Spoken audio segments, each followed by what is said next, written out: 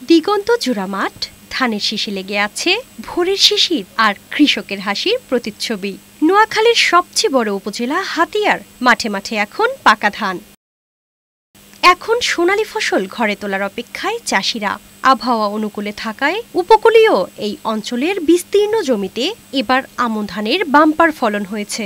গানিতে 60-65 মন হবে ইনশাল্লাহ। এই ব্যবধান আর কোনো বছর হয়নি, এবার হয়েছে। তবে এবছর নির্ধারিত দামের চেয়ে বেশি দামে সার কেনায় ধানের উৎপাদন খরচ বেশি হয়েছে বলে জানান কৃষকরা। যদি আগামীতে আমাদের সারের এরকম যদি বরাদ্দ বাড়ানো হয়, আমাদের এরকম আরও আমাদের জায়গা যেগুলো আছে এগুলো চাষের উপযোগী করা যাবে। সাধারণ কৃষকরা আমরা এরকম আশানুরূপ ফলন পাইতে আমরা ইনশাল্লাহ সক্ষম হব। যদি সরকার আমাদের জন্য যে সময় সার দরকার ওই সময় যদি সারটা একটু বরাদ্দ আরও ভালো করে দেয়, তাহলে আমরা সার ঠিকমতো দিতে পারলে আমরা কৃষিরা আরও ভালো ফসল পাবো। এবছর আমন ধানের পাশাপাশি স্থানীয় জাতের ধানের উৎপাদনও ভালো হয়েছে বলে জানালেন উপজেলা এই কৃষি কর্মকর্তা। প্রায় আমাদের লক্ষ্যমাত্রা ছিল ৭৭,০০০ মেট্রিক টন, সেটা আমরা অর্জন করতে পেরেছি।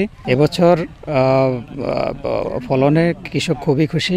চলতি মৌসুমে হাতিয়া উপজেলায় ৭৭,৭৫০ হেক্টর জমিতে আমন চাষের লক্ষ্যমাত্রা নির্ধারণ করা হয়েছে, যা গত বছরের তুলনায় প্রায় ১,০০০ হেক্টর বেশি। শারমিন রিমি, বৈশাখী সংবাদ।